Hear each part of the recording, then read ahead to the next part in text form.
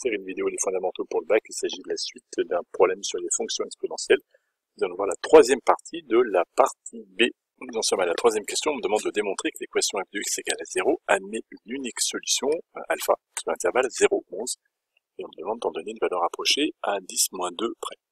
Dès qu'on lit admet une unique solution sur un intervalle, et bien cela doit vous faire penser automatiquement au théorème des valeurs intermédiaires que nous allons rédiger proprement. La question me dit qu'il existe un réel alpha entre 0 et 11 qui doit être une solution à l'équation f de x égale à 0. Quand on regarde le tableau de variation, c'est assez évident. En 0, j'ai moins 11, donc je suis négatif. En 11, je suis sur une valeur qui est clairement positive. Et donc, comme ma fonction est strictement croissante et que ma fonction est continue, eh bien, il va y avoir une seule valeur, ici, où ma fonction va s'annuler et l'antécédent sera alpha. Voilà donc ce qu'il faut écrire sur une copie. Il y a trois choses à vérifier. La première à vérifier, c'est que 0 est bien compris entre moins 11 et 110 exponentielle de moins 2,2, c'est-à-dire que 0 appartient bien à l'intervalle f de 0, f de 11. Donc, il suffit d'écrire comme ça, f de 0 inférieur à 0, f de 11 supérieur à 0, donc 0 appartient à l'intervalle f de 0, f de 11. Cette première information est importante.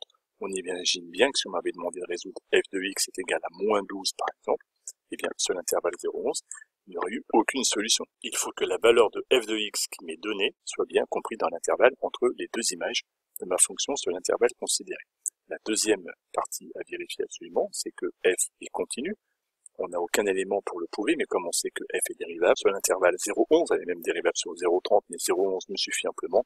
On a un théorème de cours qui nous dit qu'une fonction dérivable est continue. On est donc bien en présence d'une fonction continue. Attention, l'histoire de la fonction continue est indispensable. On imagine bien que si la fonction n'était pas continue, si elle était discontinue, eh bien il y aurait des valeurs pour lesquelles il n'y aurait pas de solution.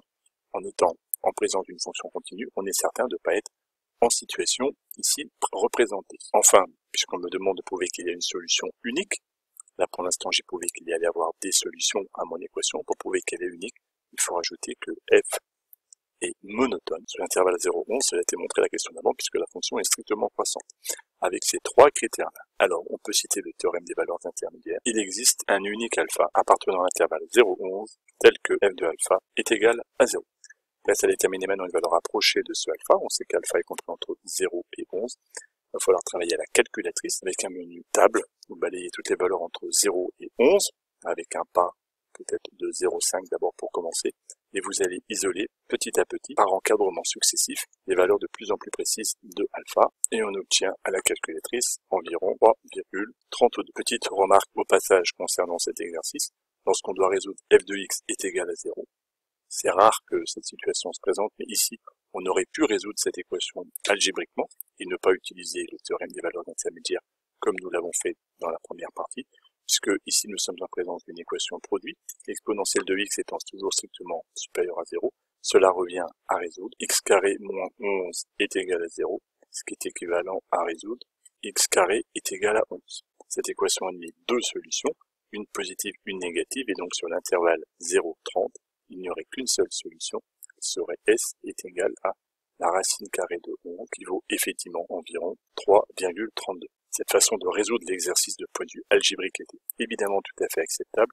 Visiblement, ce n'était pas la philosophie de la question, mais on attendait plutôt le théorème des valeurs intermédiaires, puisque là on trouve la valeur exacte, on résout algébriquement la question. Traditionnellement, lorsqu'on utilise le TVI, c'est qu'on n'est pas capable de déterminer algébriquement la solution et que le TVI nous permet de déterminer l'unicité de la solution et uniquement une valeur approchée.